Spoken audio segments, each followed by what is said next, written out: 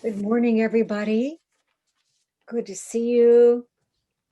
And I'm delighted to have Chigan Roshi, the monk formerly known as Dokuro Osho, give the talk and lead the discussion today.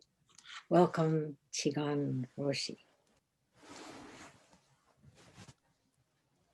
Good morning, everybody. Welcome to the year 2021.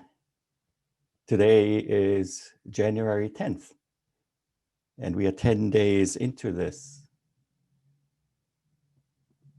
The sunshine is bright today here where I live. The air is cold and clear. And I remember that my ordination teacher, Joshu Roshi, always preferred to have Zen training happen in the cold rather than the heat.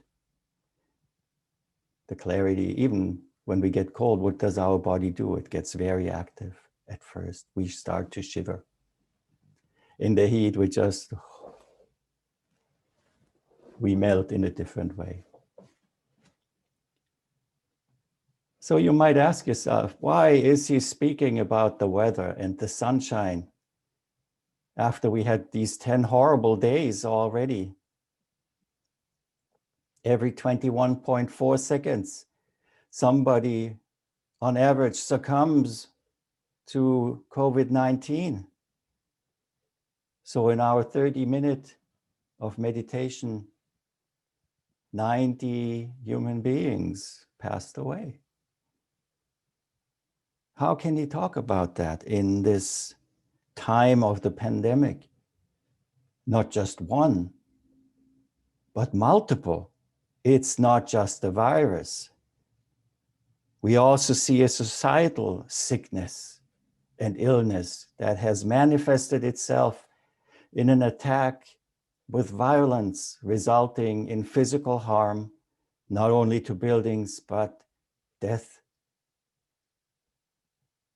to human beings. This is so terrible. And it is. It is horrible. I wish there were somebody or something that could help us with that. So hold on. Well, there was this guy, this man by the name of Siddhartha, who saw exactly something like this many thousand years ago, who awoke under the tree, who wrestled with himself of many weeks, many months, not being able to speak about it, but then being called to express what his awakening led him to see. The Four Noble Truths. So think about these 10 days and the first noble truth. Idam dukkam. This is suffering. This is pain. This is unsatisfactory.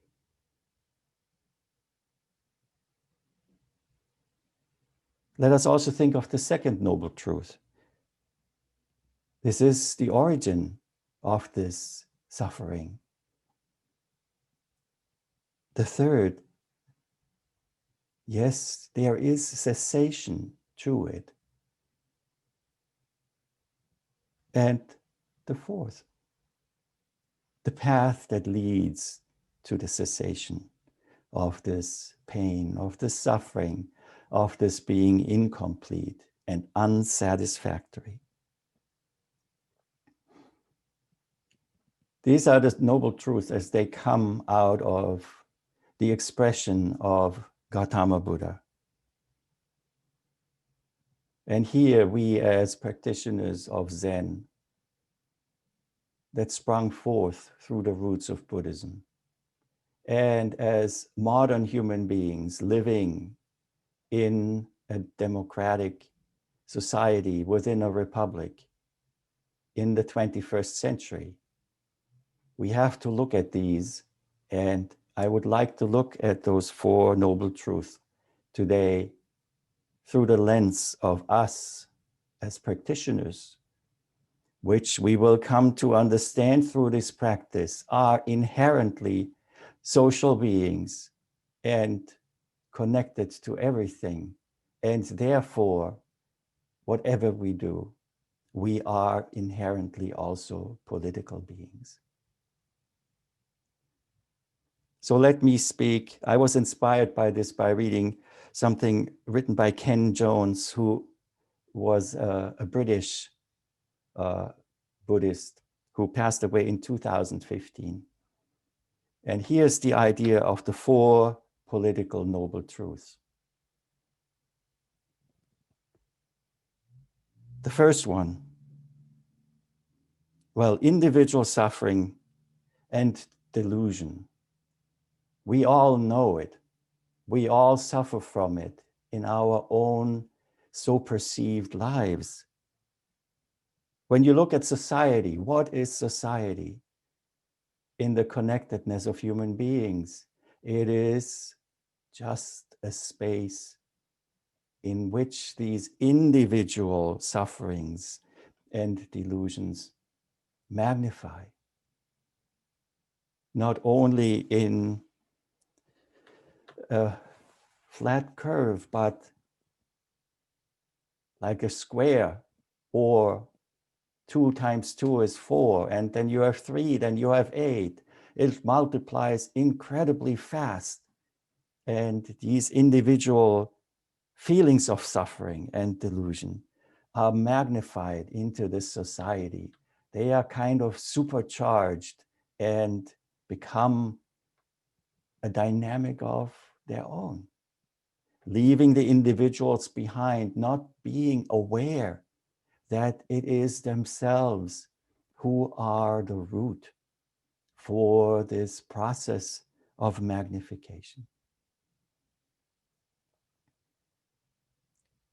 Society consists out of human beings. And whatever these human beings manifest in their own existence is able to be magnified and will magnify if there is this connection and the relationship with each other. And it is our choice. We have a difference to make here to replace that delusion with something that is more benevolent. So that's the first individual suffering and delusion political truth. And the second one comes right out of it. And it becomes very clear once you have done a good amount of Zazen. And it is true. You see very clearly that the forces that drive history and politics are exactly the same forces that work within us as individuals. We feel lack. I am incomplete. We feel impermanence, and we long for something that is stable. We inherently know and suffer at times from the realization that our self is insubstantial. Hence our tendency to hold on to something that we could call ideology, identification, the I am self, or even religion. Let me tell you a quick story here from my time as a monk in Europe in the early 90s in Austria.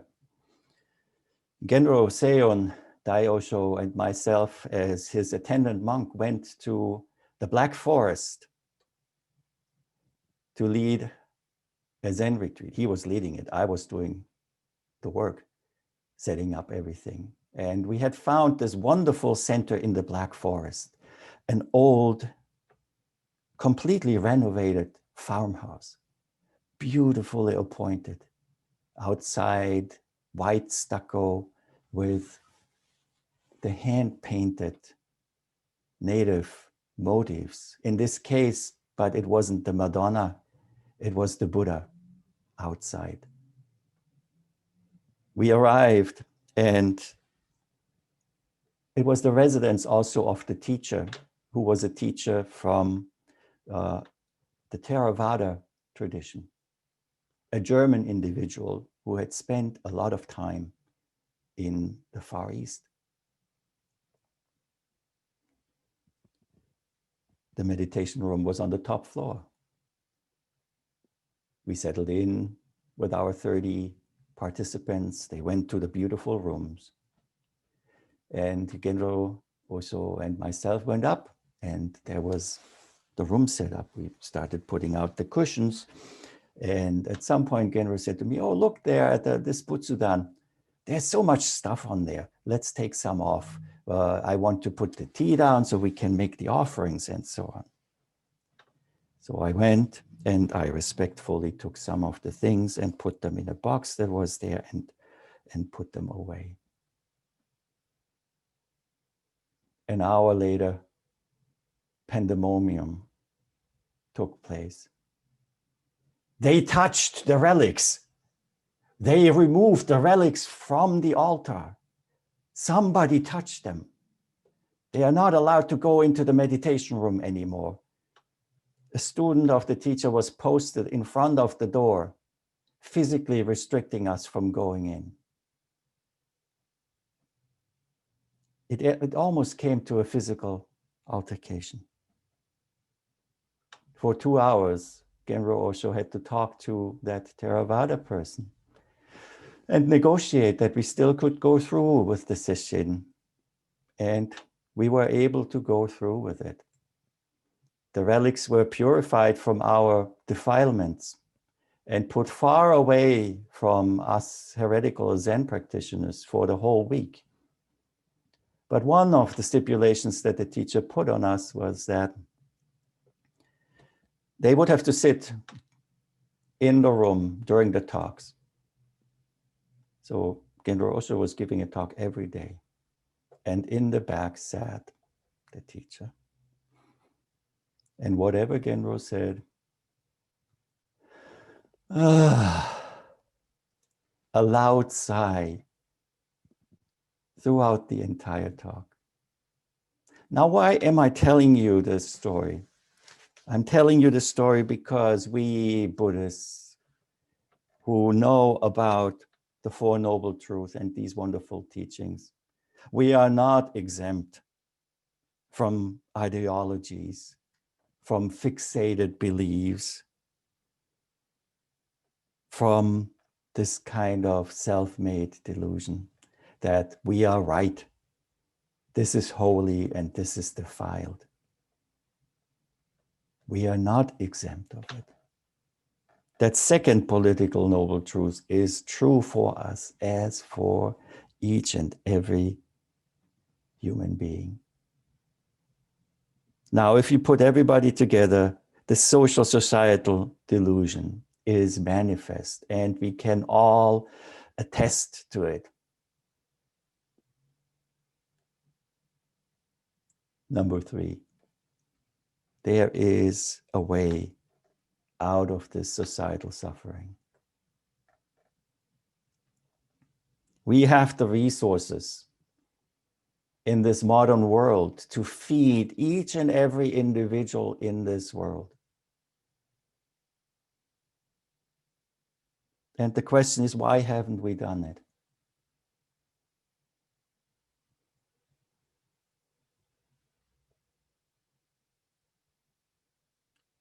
Number 4, we must cut the roots of what enables this. And it is nothing but the 3 animals in the center of the wheel of Dharma that turns and turns and turns in samsara. Greed, anger, and delusion. That's why we have the Eightfold Path. That's why we have the teaching of the 6 paramitas. How do we do it in society? Let's look a little bit at that system that we have here. Capitalism. Capitalism as some or few against others. Even capitalism in itself is incomplete. Companies work allegedly for the benefit of their shareholders. That is what they do. Capitalism distributes what is taken in to the few who are shareholders. It's not a bad model if you would not have it be incomplete. If government took everybody, every individual in the country, if any kind of government would take everybody in this world as a shareholder, then that would be a noble cause for governing the interest of everybody, not just some against the others. But also, let's not be deluded. Let's see clearly here. Let's examine how our own internal system of the human mind works. You sit zazen, and at times you will hear your own internal propaganda going forth and forth. You might hear Tucker Carlson. You might hear your own Rachel Maddow. No matter what side you are on, the propaganda will come. And our nature will help us to just stick with that unconditionally affirms what we believe in already. In society, let's look at that in a different way. Media. What is the business of media? It's a business. News media is in the business of counting people consuming what they provide. And in extreme cases, what is being provided turns into something that is far away from facts. Business is to have ratings. That's the news business, one media type. And there's social media. And social media clearly fits into the business type of that. It's not an information provider. Social media is in the business of providing affirmation. Affirmation to both sides. With our propensity to just listen to that which unconditionally affirms our basic beliefs, it's not difficult to go into social media and filter out the things that are not to our like, or we leave them there so that we can be properly upset about the other. And that business model of giving affirmation unconditionally to both sides is, again, only rooted in corporate greed. When it gets too much for most of the people, okay, let us make sure our business will go forth so that people don't flee our platform. At the same time, there are enough loopholes to still spout out whatever there should be, because it's all for profit. Greed is on the top, and the division between anger and delusion is exploited, and everybody's mind pulled into it. Joshu Roshi spoke about this heimenjo, the two-dimensional flat-faced place. As soon as we have that duality, that polarization of self and other, what else could we expect? There is gain and there is loss.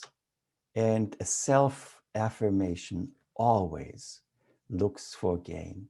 At all, it wants its gain, and whatever it costs. Strife is good business. And all of this plays out in a very carefully manicured self-image of who we are as individuals. In the same way, as a nation even, there is a self-image that is carefully manicured and at times disturbed by the reality of our humanity, by the reality of history, our individual doings map and magnify, consciously or not, to society.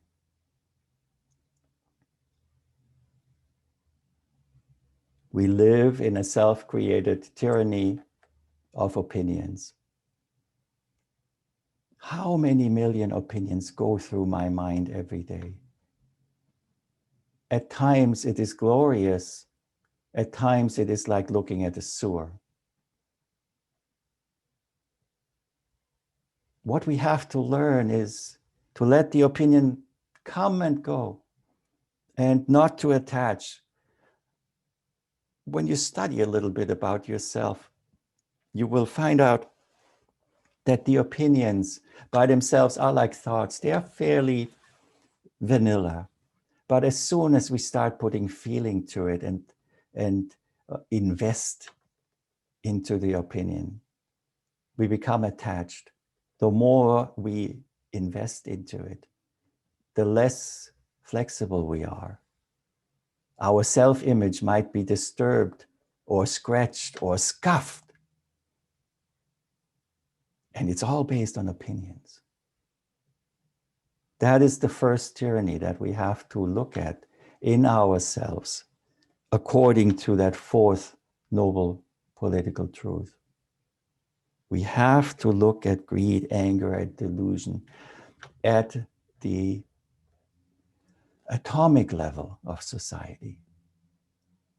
We can do it. And when we do it, what we provide is a change, is a different way of manifesting ourselves, a different way of introducing a different sound, a different smell, a different feeling into this societal magnification of the individual manifestations. And how can we do it?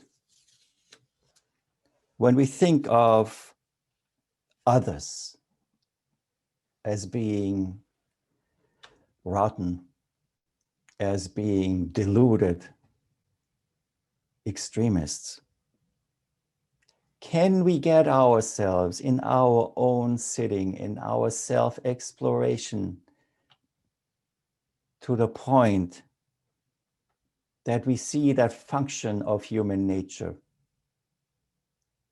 and its ability to become deluded, to become attached to ideology, to be brainwashed and filled with propaganda?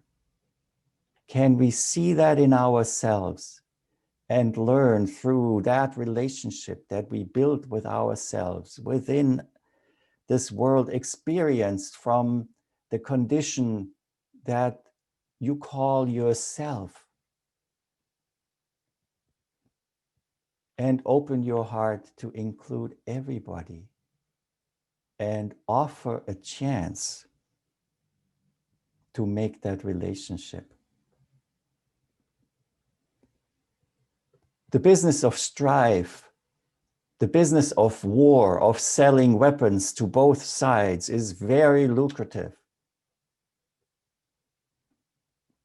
And it's not just physical weapons that are made from metal and from enriched uranium.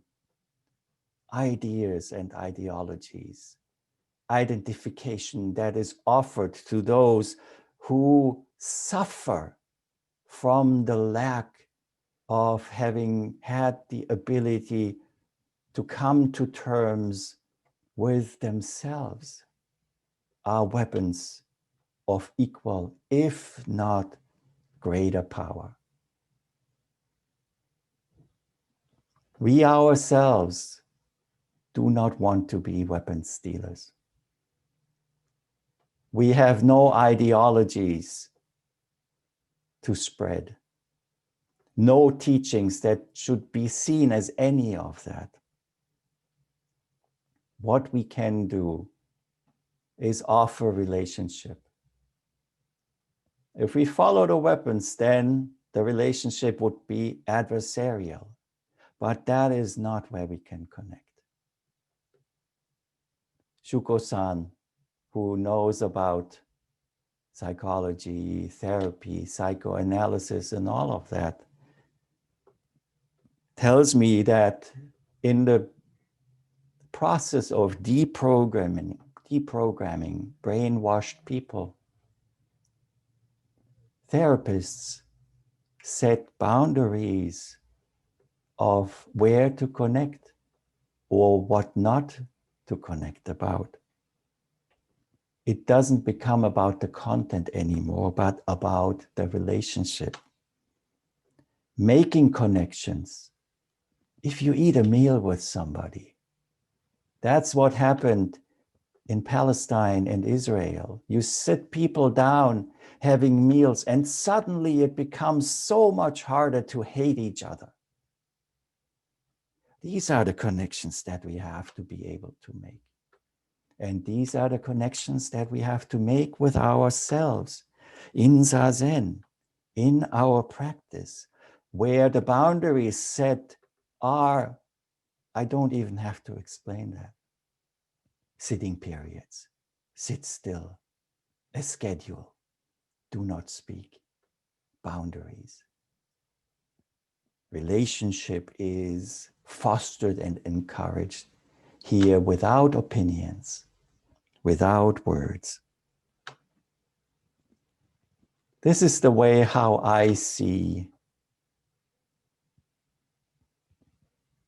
what we are called to do. And this is why I still can enjoy and acknowledge the beauty of the sunshine, while at the same time the wheel of samsara is turning. Because I know that I will devote my life and my time, the relationships that go beyond that I am self, to eradicate that Heim and Jo, to get away from the flat-faced place of polarization and to connect on a level that is not two-dimensional, not multi-dimensional, but trans-dimensional. Our hearts are what can make a difference in this chamber of society, where whatever our hearts proclaim will grow and grow and grow, and ultimately lead society even further into the realm of true equality, of true manifestation of the heart that the Buddha, that all different religions ultimately are after. Don't despair. It is hard work. But the good news always is we can do it. I look forward to do it, all of us together. No self, no other.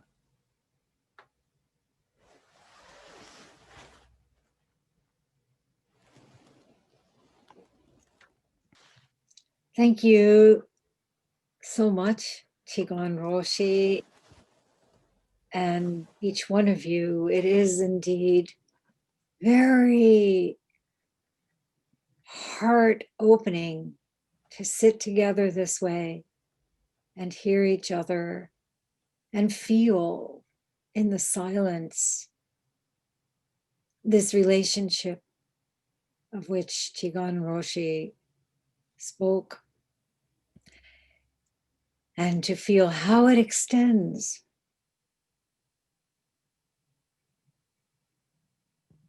throughout the whole universe. And Jinan, yes, let's keep going. Friday, we start session. If you have not yet signed up for Martin Luther King Jr. session on Zoom, please do. And we will now go to chanting of great vows for all.